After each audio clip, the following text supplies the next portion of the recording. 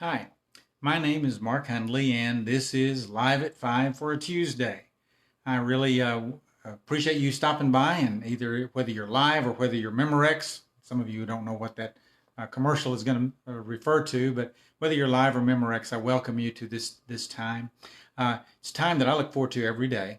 And so, right off the bat, I just want to kind of refresh for the last 8 or 9, maybe 10 videos. We've been talking a little bit about a conversation that took place between a rabbit and a horse in this wonderful book, The Velveteen Rabbit by Margery Williams, which was written almost 100 years ago. It has one of the most profound conversations about becoming real that I've ever read anywhere.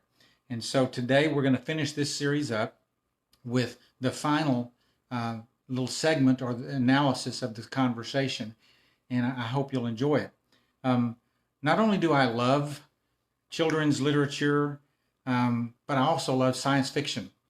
And what I've discovered in my life is that wisdom is planted all over the place. You can find it in some of the strangest places. You can find it in children's stories. You can find it in poems. You can find it in movies. You can even find it in a sci-fi series. And one of my favorite sci-fi series a number of years ago was a series by the name of Fringe. Maybe some of you remember Fringe, but within Fringe there were a lot of nuggets of wisdom and challenge that popped up. And one of my favorites from Fringe was this quote, and it said, "It's too late to forget what you already know." It's too late to forget what you already know. I love that, don't you?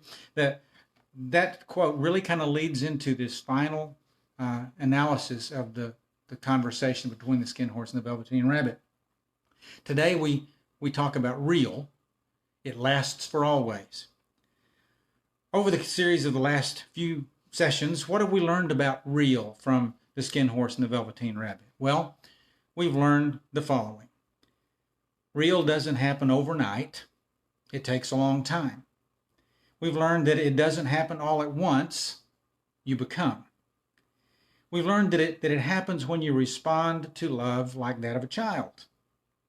We've also learned that it's a struggle. It's hard. And that's why it often doesn't happen to people who break easily or have sharp edges or who have to be carefully kept. We've realized that becoming real can literally wear you out. We also know that real can't be ugly except to people who don't understand. As powerful as these truths are, and they are powerful, one truth remains that actually creates a context for the previous truths in which they find lasting meaning. What is that truth? It is this: once you are real, you can't become unreal again. It lasts for always. One truth about real that the skin horse failed to share is that real is scary. Sometimes it's just downright scary. Once we open the door to the process of becoming real, we subject ourselves to all kinds of unexpected experiences. Some of those experiences are exhilarating, and some of those are just downright demoralizing.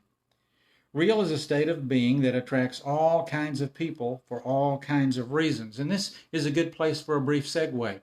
Way back in the dark ages when I was in college, out in Abilene, Texas, out in West Texas at a Hardin-Simmons, a little Baptist university, had a favorite professor by the name of Dr. Clint Dunnigan. Now, this is not intended to be preachy or religious in any form or fashion. It's just kind of the nature of what happened at Hardin-Simmons. One day in class, a student asked Dr. Dunnigan a question like this. He said, "Dr. Dunnigan, what is one word you would use to describe Jesus?" And he paused and got quiet for a moment and thought, and he came back and he said, "The word I would use is kindness." And he said, "Kindness? Why in the world would you use kindness to describe him?" He said, "Well, think about it. Kindness is like a magnet. Kindness attracts people to it. You feel warmer, you feel better, you feel more secure around a kind person. Even if you don't like that person, you find yourself being drawn to him." And the student said, "I don't get that. What do you mean?" And Dr. Dunnigan said, "Well, think about all the people who were drawn to Jesus. Even his enemies couldn't stay away."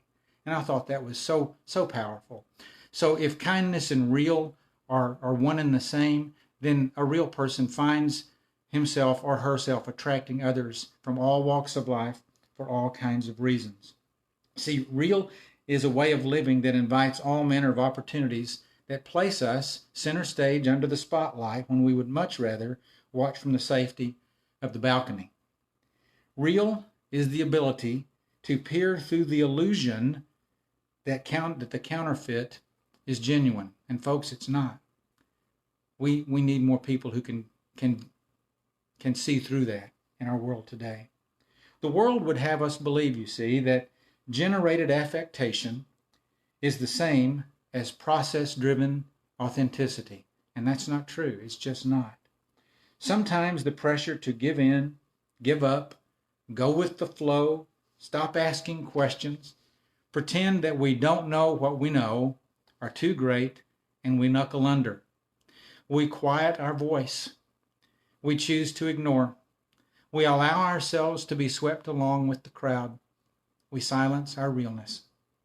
As much as we might like to remain in the shadows and away from the front line, being real demands that we get back in the game. Why, you ask? Well, the answer is simple. Once you are real, you can't become unreal again. It lasts for always. When one becomes real, a material change takes place in the core of who we are, an eternal change that blocks us from becoming permanently unreal again. Why? Because real lasts for always. I hope you've enjoyed this series. It's been fun preparing it and talking to you about it and exploring that conversation. I find that when I do series, I do a better job of preparing, getting ready for it. So tomorrow we're going to start another series. More than likely, I'm about 99% sure that we're going to focus on Native American proverbs and wisdoms. They have some of the most amazing sentiments and statements that can drive a life toward positivity that I've ever seen. So tomorrow, kind of be ready for some Native American wisdom coming your way. I hope you have a great evening tonight. I hope you have a good rest of the week. And I want to wish you peace and realness. Have a good evening. Thank you.